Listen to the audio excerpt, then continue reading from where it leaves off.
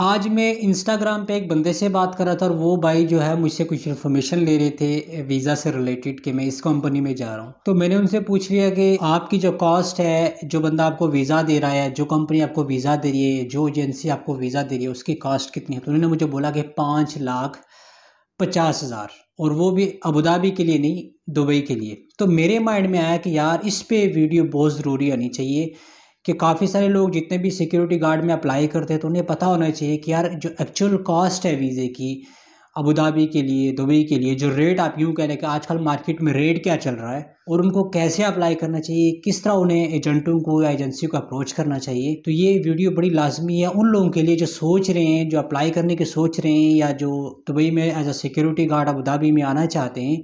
उनके लिए वीडियो बड़ी इंपॉर्टेंट है और वीडियो आपने एंड तक देखनी है और आपने अपनी राय का इज़हार ज़रूर करना है। बिस्मिल्लाहिर्रहमानिर्रहीम, अस्सलाम वालेकुम वरहमतुल्लाहि वबरकात। कैसे हैं आप? उम्मीद है आप बिल्कुल ठीक ठाक होंगे, खैर आफियत से होंगे और अपनी लाइफ को एंजॉय करे होंगे। अल्लाह पाक से दुआ है कि अल्लाह पाक हमारे सारी मुश्किलात को आसान फरमाए और अल्लाह पाक हम सबको अपनी हिफ्ज़-ओ-मान में रखे। इन्हीं नेक दुआओं के साथ आज की वीडियो का करते हैं आगाज़। अगर अभी तक आपने मेरा चैनल सब्सक्राइब नहीं किया तो काइंडली मेरे चैनल को सब्सक्राइब करने के साथ साथ बेल आइकन को भी प्रेस कर लीजिए। शुक्रिया। चले चलते हैं वीडियो की तरफ। देखें, किसी भी मुल्क में जब बेरोज़गारी होती है, लोग परेशान होते हैं, पढ़े लिखे लोग जो होते हैं उनको जॉब नहीं मिलती, मार्केट में जॉब्स नहीं होती अपने मुल्क में, और अगर जॉब होती भी हैं तो उनकी जो सैलरी आती है वो इंतहाई कम होती है। आप सोचते हैं कि मैंने अपनी एजुकेशन पे इतने पैसे इन्वेस्ट किए हैं, इतनी इन्वेस्टमेंट करने के बाद मुझे इतनी सैलरी ऑफ़र हो रही है। तो फिर लोग क्या करते हैं कि लोग सोचते हैं कि यार किसी और मुल्क जाया जाए, आउट ऑफ कंट्री जाया जाए, फ़ॉरेन कंट्री जाया जाए और जॉब के सिलसिले में, रोज़गार के सिलसिले में, ताकि वहाँ पे जाके हम लोग कुछ बेटर कमा सकें। इवन क्या हमें अपनी एजुकेशन से रिलेटेड जॉब मिले ना मिले, लेकिन कोई ऐसी जॉब मिले जिसमें हम लोग कुछ हैंडसम अमाउंट या कुछ ऐसी अमाउंट बना लें जिसमें हम अपनी ज़िंदगी और अपने घर वालों की ज़िंदगी को संवार सकें। लेकिन इन्हीं कोशिशों में अक्सर लोग जिन्हें आइडिया नहीं होता, जिन्हें इन्फॉर्मेशन नहीं होती, वो लोग कुछ गलतियाँ कर बैठते हैं। उनमें जो सबसे बड़ी और कॉमन जो गलती है वो ये करते हैं कि वो सब एजेंट्स के पास जाते हैं। सब एजेंट्स से मुराद कि वो बंदा जिसकी अपनी कोई एजेंसी नहीं होती, वो इधर उधर से बंदे पकड़ के एक मेन एजेंसी के पास लेके जाता है।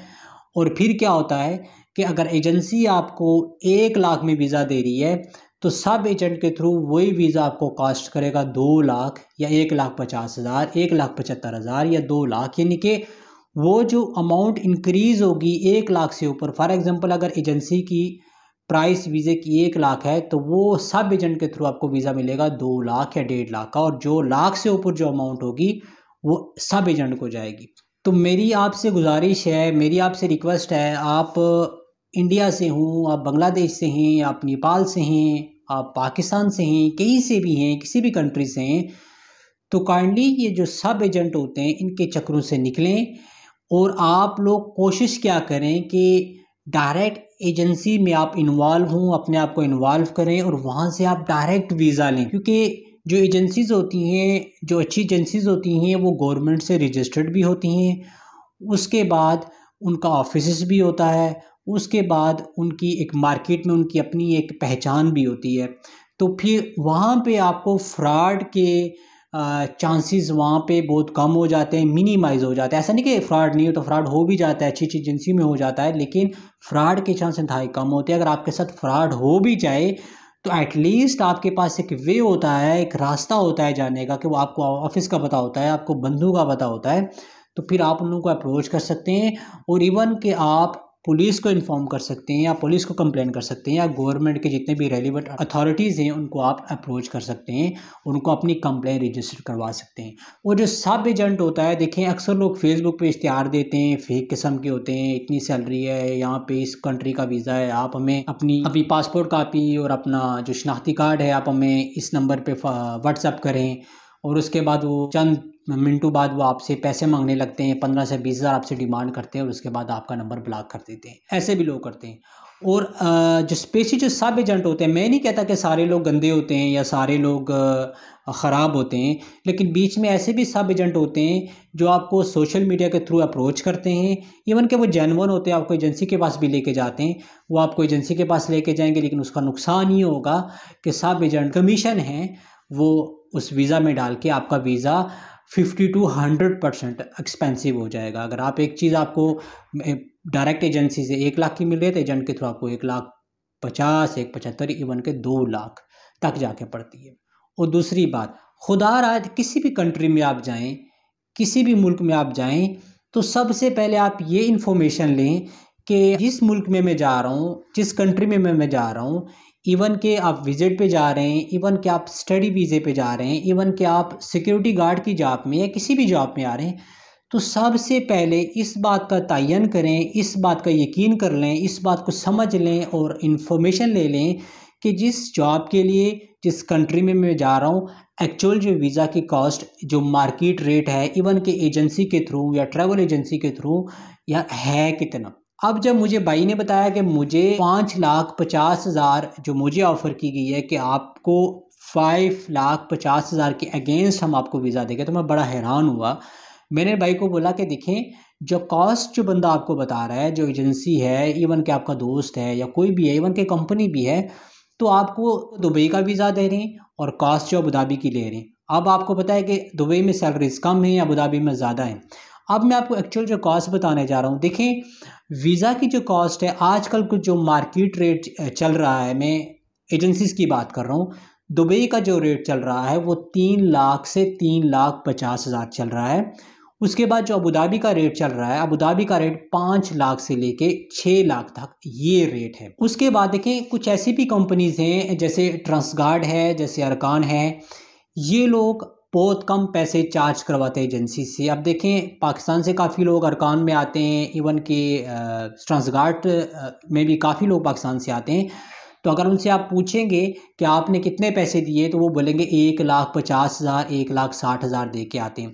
क्यों? देखिए, अब इसमें एजेंसी का कोई रोल नहीं है, या एजेंसी आपकी फेवर नहीं कर रही है, या एजेंसी आपका कोई भला नहीं कर रही है, क्योंकि एजेंसी वाले तो चाहते हैं कि हमें 1 लाख का वीज़ा हम 10 लाख में सेल करें। हर बंदे को पैसे चाहिए होते हैं। इनमें जो ख़ास बात यह है कि जो एजेंट आपको कम पैसे चार्ज कर रहा है, स्पेशली अरकान और ट्रांसगार्ड के लिए जो एजेंसी आपको कम पैसे चार्ज कर रही है, इसलिए कि अरकान और ट्रांसगार्ड ने एक अमाउंट फ़िक्स की हुई है एजेंसीज़ के साथ कि हमारे बंदों से, या हमारे जो सिक्योरिटी वाले हैं, या जो हमारे क्लीनर जो आप हायर करेंगे पाकिस्तान से, इंडिया, बांग्लादेश से, आपने सर्टन अमाउंट से ज़्यादा उनसे पैसे नहीं लेने। यानी कि अगर मैं पाकिस्तान की बात करूं तो 1,50,000 से ज़्यादा आप हमारे बंदों से चार्ज नहीं कर सकते। अगर इससे ज़्यादा अगर आप चार्ज करेंगे तो नेक्स्ट टाइम में हम आपको वीज़ा नहीं देंगे। इसलिए जो एजेंसीज़ होती हैं, जो एजेंट्स होते हैं, जो ट्रैवल एजेंसीज़ होती हैं, वो मजबूर हो जाती हैं और उन्हें मजबूरन आपको जो 3-4 लाख वाला जो वीज़ा है आपको 1.5 लाख में देना पड़ता है। तो तीसरी बात ये कि मैं आपसे ये भी रिक्वेस्ट करूँगा, मैंने एक पीछे भी वीडियो बनाई थी कि कभी भी आपको कोई दोस्त वीज़ा भेज रहा है, आपको कोई एजेंसी वीज़ा दे रही है, इवन कि आपको डायरेक्ट कंपनी वीज़ा दे रही है, तो मेरे दोस्त, मेरे भाइयों, आप जब भी अप्लाई करें तो कंपनी की इन्फॉर्मेशन ज़रूर लें, कंपनी की सैलरी के बारे में पूछें और तरतीब से पूछें कि अगर हम 26 डेज़ काम करेंगे तो हमारी सैलरी कितनी आएगी, हम अगर 30 डेज़ काम करेंगे तो हमारी सैलरी कितनी आएगी, क्या हमें 2 साल के बाद रिटर्न टिकट मिलेगा, नहीं मिलेगा, क्या हमें 2 साल बाद हमारी लीव सैलरी मिलेगी या नहीं मिलेगी, क्या हमें एंड ऑफ सर्विस अगर 5, 6, 7, 10 साल अगर हम आपकी कंपनी में लगाते हैं तो क्या हमें एंड ऑफ सर्विस या ग्रेजुएटी या वन टाइम पेमेंट मिलेगी, क्या हमें इंश्योरेंस कंपनी प्रोवाइड करेगी, क्या हमें company accommodation free of cost provide करेगी, क्या हमें कंपनी लॉन्ड्री दे रही है या नहीं दे रही, क्या कंपनी सीरा की डिडक्शन कर रही है या नहीं कर रही, क्या कंपनी एमिरेट्स आईडी की डिडक्शन कर रही है या नहीं कर रही, क्या कंपनी वहाँ पे जाके कोई वीज़ा की डिडक्शन हमारी सैलरी से करेगी या नहीं करेगी। तो ये बातें, ये सारी चीज़ें आप नोट कर लें, अपने पास से लिख लें, और जब कभी भी आप किसी बंदे को अप्रोच करें, किसी एजेंट को अप्रोच करें, किसी एजेंसी को अप्रोच करें, तो उनसे ये सारी बातें पूछें। ये आपका हक बनता है, ये आपका राइट बनता है, क्योंकि अगर आप वीज़े के लिए अप्लाई कर रहे हैं तो एजेंट अगर आपको वीज़ा प्रोवाइड कर रहा है तो वो आप पे एहसान नहीं कर रहा है, ये उसकी जॉब है और उसके अगेंस्ट में वो आपसे पैसे ले रहा है, वो आपको फ्री ऑफ कॉस्ट में सर्विस नहीं दे रहा। याद रखें कि अगर एक एजेंट अगर आपको 4 लाख का वीज़ा दे रहा है तो कम अज़ कम उससे वो 1,00,000 1.5 लाख कमा रहा है। तो तो वो उनका बिज़नेस है, उनका काम है, तो आपका राइट बनता है कि जो सारे सवाल आप मैंने आपको बताए हैं आप उनसे पूछें। उसके बाद अगर आप सेटिस्फाइड होते हैं तो फिर आप अप्लाई करें। और चौथी बात ये कि जब भी आप किसी कंपनी में अप्लाई करें, कंपनी के बारे में सर्च करें, उसकी उसकी क्रेडिबिलिटी देखें कि कंपनी कब से चल रही है, लोगों से इन्फॉर्मेशन लें कि कंपनी में कितने बंदे काम कर रहे हैं, किसी फिजिकल बंदे को ढूंढें जो उस कंपनी में काम कर रहा हो, उससे पूछें, फेसबुक पे सर्च करें, यूट्यूब पे कंपनी के बारे में सर्च करें।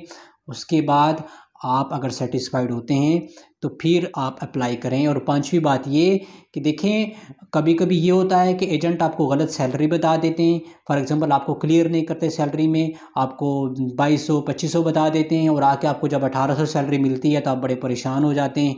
क्योंकि देखें, इंसान की एक्सपेक्टेशन होती हैं, आपने एक्सपेक्ट कुछ और किया था, यहाँ पे जब कुछ और निकलेगा तो आपके लिए परेशानी होगी। क्योंकि इंसान का जो माइंड है, इंसान का जो ब्रेन है, वो अकॉर्डिंगली जैसे आपकी सैलरी आपको बताई हुई थी ऐसे ही काम करेगा। और आपने एक अपना प्लान बनाया होगा फ्यूचर में कि मैंने ये करना है, मैंने इतने महीनों में ये करना है या मैंने इतने साल में ये करना है। तो अगर आपकी 500-600 सैलरी कम होगी तो फिर आपका पूरा प्लान ख़राब हो जाएगा और आप परेशान भी होंगे, आपको दुख भी होगा, आप एजेंट को गालियाँ भी देंगे। लेकिन मैं समझता हूँ कि एजेंट को गालियाँ देने से कुछ फ़ायदा नहीं है। उसमें उसमें उसमें आपकी गलती है, क्योंकि आपने पूरी इन्फॉर्मेशन नहीं दी। आप किसी पे ब्लाइंडली ट्रस्ट मत करें। इवन कि आपका दोस्त भी है, आपका कोई बहुत अच्छी एजेंसी भी है, बहुत अच्छा कोई बंदा भी है, कुछ भी है, लेकिन अपनी तरफ से आप पूरी इन्फॉर्मेशन लें, पूरी आप मालूमात लेके कंपनी में जाएं। सर ये बात करता हूँ, देखें इंडिया, पाकिस्तान, बांग्लादेश में लोग बड़े हार्ड वर्किंग होते हैं। लोग बड़ी मुश्किल से लोगों ने पैसा बनाया होता है, बड़ी मुश्किल से लोग पैसा अरेंज करते हैं। कोई अपने जानवर को बेचता है, कोई अपना घर बेचता है, कोई अपना प्लाट बेचता है, कोई अपनी माँ का गोल्ड बेच के आता है, कोई किसी से उधार लेके आता है, कोई किसी से यूँ समझ लें कि इंटरेस्ट पे पैसे लेके आता है। तो जब ये इतनी आप स्ट्रगल करके आते हैं और फिर आपके साथ आपके घर वालों की भी बड़ी उम्मीदें होती हैं, आपके घर वाले भी बड़े एक्सपेक्ट करते हैं आपसे, लेकिन अगर यहाँ पे आके आप फ्लॉप हो गए या फेल हो गए, आपके साथ कुछ फ्रॉड हो गया, तो फिर मेरा नहीं ख्याल कि आपकी जो लाइफ है आने वाली वो अच्छी होगी।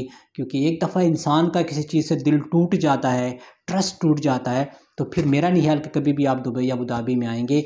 इसलिए जब भी आएँ अपनी आंखें खोलें, सही समझ के सोच के आप अप्लाई करें। वीडियो बहुत लंबी हो रही है और आखिरी बात करके मैं आपसे इजाज़त चाहूँगा कि देखें, आप किसी भी काम में, किसी भी चीज़ में जल्दी ना करें। आप अपना टाइम लें, मार्केट असेसमेंट करें, कंपनीज़ के असेसमेंट करें, अच्छी अपॉर्चुनिटीज़ का वेट करें, आप जंप ना लगाएं और कोशिश करें कि अच्छी से अच्छी कंपनी में आने की कोशिश करें। जैसे मैंने काफ़ी सारी वीडियोज़ भी बनाई हुई हैं कि टॉप 10 कंपनीज़ की वीडियो बनाई हुई हैं, वो भी आप देख लीजिए, उसका भी लिंक मैं डिस्क्रिप्शन में पोस्ट कर दूँगा। उसके बाद how to choose the best company, कि कंपनी को आप कैसे चूज़ कर सकते हैं, अच्छी कंपनीज़ को कैसे चूज़ कर सकते हैं, उस वीडियो का लिंक मैं डिस्क्रिप्शन में डालने वाला हूँ। साथ में इंस्टाग्राम का लिंक भी मैं डिस्क्रिप्शन में डालने वाला हूँ। अगर कोई क्वेश्चन अगर आपने करना है, कुछ पूछना है, तो आप मुझे इंस्टाग्राम पे भी रब्ता कर सकते हैं, कॉन्टैक्ट कर सकते हैं।